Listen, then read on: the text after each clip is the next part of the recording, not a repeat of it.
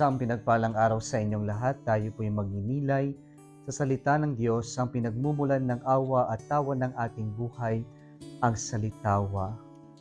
Ano ba ang nagbibigay kagalakan sa buhay mo? Mga kapatid, tampok po sa ating ebanghelyo ngayon ang pagtatagpo ng dalawang buntis na babae, si Maria at si Elizabeth. Hindi lamang ito ordinaryong pagbisita ng ating mahal na Birheng Maria, pagkos ito ay pagbisita ng Diyos kanila Elizabeth at kanila Juan Bautista.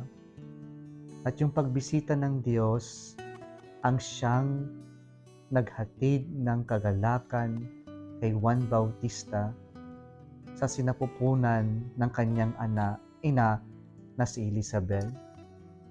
And so, our gospel teaches us that we can only find authentic or true joy in the Lord. Pangalawa po, pinapaalala sa atin dito ang tamang pananaw tungkol sa pagiging ina. Ang pagiging ina ay hindi lamang po kapag lumabas na yung baby, pero yung pagiging ina is the moments na na-conceive yung anak doon sa may tiyan o sinapupunan ng ina. So at the moment of conception, yung babae ay isang ina na sapagkat tao na ang nasa kanyang sinapupunan.